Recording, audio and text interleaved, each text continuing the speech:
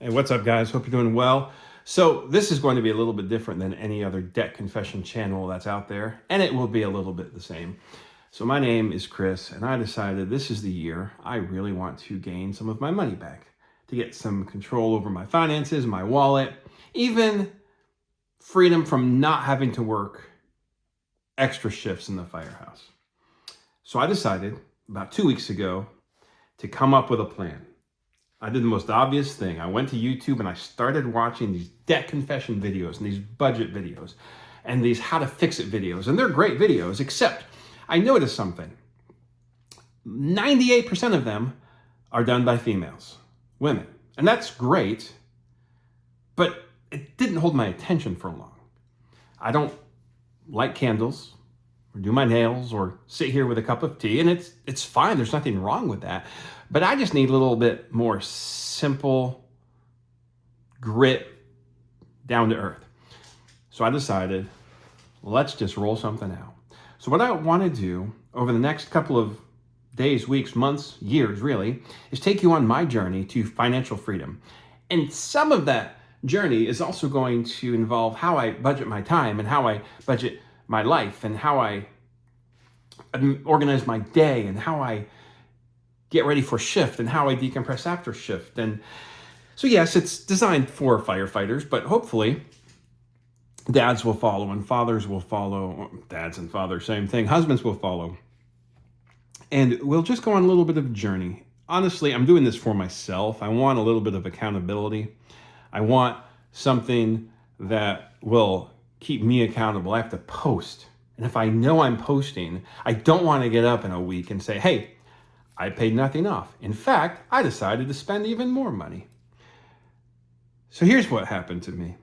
About 5 years ago, I had almost zero debt. I didn't own my house. One of my vehicles was paid off. My phones were paid off. I had no credit cards. I had no medical debt. My school bills were paid off. I owed about $5,000 on one vehicle. And then life happened. And here I am, 5 years later, $43,780 in consumer debt. That's nuts. It's not insurmountable, though. So let's talk. I want to talk about each one of my debts today, how I got there, and then in the next couple of weeks, we'll come up with a plan. I'll show you my plan. We'll take a couple videos and I'll give you a pretty downright open look at my finances. I'll show you my January budget. I'll talk about my income. I'm not going to talk about my bank accounts necessarily. I might talk about my emergency funds. I may give you tips as far as setting your day up so you don't forget your lunch and your breakfast and have to stop by McDonald's on the way to the firehouse or run to the grocery store for lunch every shift and spend $20 or $30 more than you actually need to. I'll give you tips on that. I'll give you life hacks and family hacks and the whole shebang. But honestly, we just got to start with a debt confession. So it's January 5th, 2026. I'm not really doing a fancy spreadsheet. Here's why. I tried the fancy spreadsheets. I have a spreadsheet on my computer. The problem is, in order for me to update my computer, it needs to be with me. So I actually do something different, simple. Got a notebook. We'll look at it later. Not today. I need something where if I spend $10 on dinner at the firehouse, I can jot it down in a notebook. I need something I can tuck a receipt into and then later on come and add everything to the spreadsheet. That's how I have to do it.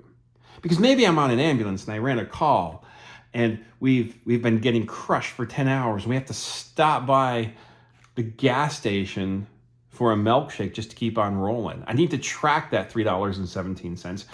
Maybe I'm in the hospital for multiple calls and I'm tired and beat and I run to Starbucks and get a coffee. I need to keep track without having a computer in front of me. Here's something I always have, a pen. Every firefighter in the world who works on an ambulance has a pen or 9 in their pocket on the ambulance and their bag and their turnout gear. I've got a pen. I typically can find paper, medical gloves, write stuff down on there.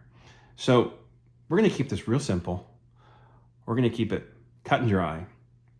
We're going to talk about my debt. All right. No particular order, really. I want to talk about my first debt, a water heater. My water heater was doing awesome until about 2 months ago. I came home from work.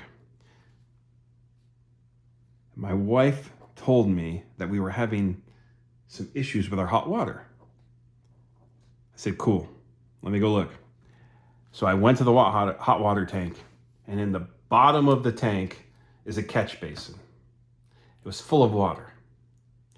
I thought, that's not cool. Called up a friend who's a plumber. We talked, determined, hey, water heater, it's time to get a new one. The problem is, I didn't have any excess cash. I'll talk about that later. Called up Home Depot, had them drop off a water heater, I installed it. I owe $598.81 on this water heater. Not a big deal. $61 a month. I can handle it. Credit card. Chase credit card. It's the only credit card I currently have. It was paid off. I had a consolidation loan, personal loan. I'll look at that later. And that paid off my credit cards. It was paid off to about 1.5 years ago. But it was just sitting, tucked in my wallet, just in case I needed it. Come to find out, I needed it. I had several car repairs roll up. Batteries were needed for my vehicles. Windshield wipers were needed for my vehicles. Oil pans, the whole shebang. New tires for my car. A couple $1,000 right on that credit card for vehicles. All right, manageable, right? It is until plumbing issues happened in my house. Roll some more money onto the credit card.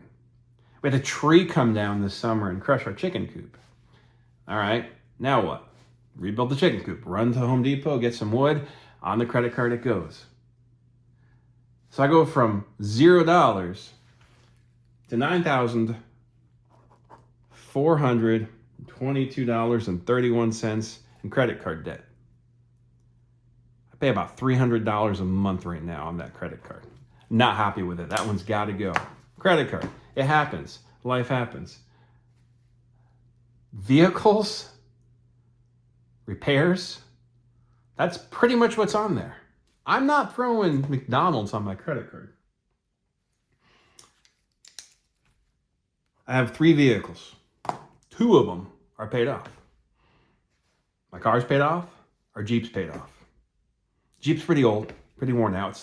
Honestly, it's a backup vehicle. So if I'm at the firehouse, something happens to my wife's vehicle, she still has a way to get places.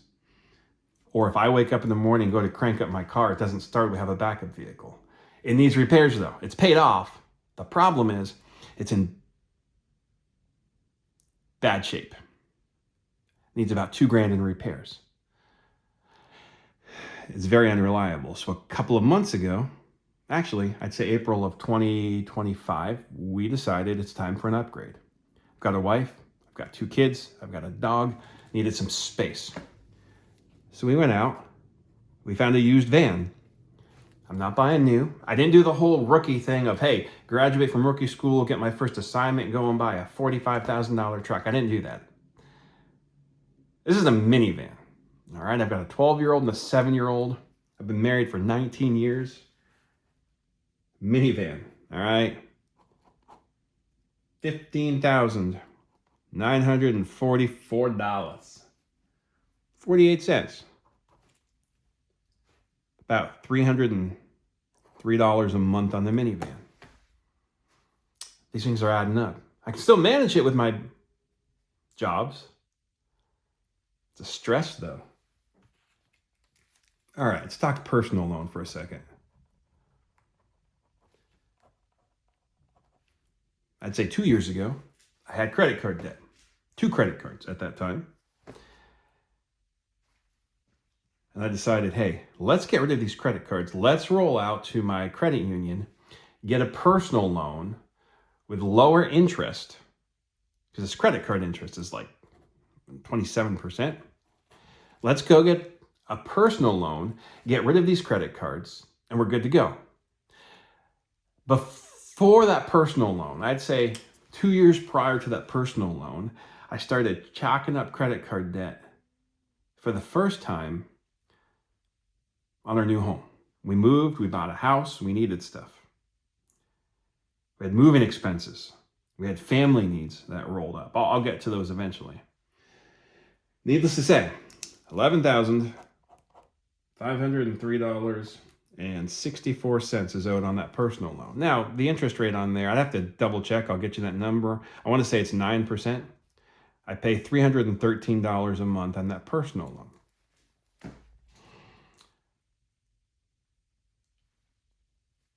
All right. Phone. Number one. I did it, guys. I shouldn't have done it, but I did it. $573.76. I'd say about a year ago, my iPhone, I think it was like an 8, maybe a 9 or a 10 or an X. It was an old phone. It stopped charging. It stopped holding the charge. I could plug it in and leave it plugged in and it would stay at 1%. If I unplugged it, it was gone in about 5 minutes. I kind of needed my phone for my job. So I did the most sensible thing you could do at the time, right? No, I did the dumb. I went to the store, I got a new iPhone, and I had them throw it on my phone bill because, hey, who can't afford those payments each month, right? Oh yeah, not a problem. Well, $563.76, it's easy to pay that off, unless you have all these other bills rolling at you at the same time. So I have a phone, $563.76. All right, we've got another phone, my wife's phone. This one will be paid off soon. I'm throwing it on here, but you'll see it gone. Kind of a similar story. Maybe 2 years ago, her screen cracked on her phone. The actual battery started to separate from the case, and it was 100% time to get a new phone. So we did the dumb. We went ahead and threw that thing on the phone bill as well. We owe $177.76 on her phone. I want to say between these two phones, we're looking at $44 a month. All right, cool. So here we go. Grand total, $43,780. Consumer debt. Actually, that's not true. That's bad math. I forgot one more thing that gets me to $43,780. Braces for my daughter. Did you know they do 2 rounds of braces now? They sure do. Round number 1 rolled around, and I thought, we're good. I can afford round number 1 because I'll have time between round number 1 to save up for round number 2. And then all this other stuff happened, and round number 2 rolled around, and I owe $5,573 on braces. Here's what we're going to do with this one. This one is actually, I'm not ignoring it, but I'm using my FSA funds right now to make payments on this. We'll come back to it eventually and knock it out. But I'm focusing all the way up here first. So all told, I owe $43,780. If I delete the braces from that, we're looking at about $38,000 right now. Lots of money for a firefighter. Let's add the house on there. I was fortunate. We purchased this house right during that time when COVID hit and house prices were still low and interest rates were still low. I have a 3-bedroom, 2-bath house, a couple acres of land. I owe $171,858. And the important thing, that 47 cents. 3.75% interest rate. Not bad. Not bad. I pay $1,121 a month. Tax, escrow, whole thing. We're going to take a journey. We're going to pay off debt. We're going to snowball things. because my ultimate goal is by 2032 to be 100% debt free. Can I do it? I don't know. I'd love to try. Thanks for joining me. Stay tuned. Each week, we'll journey together.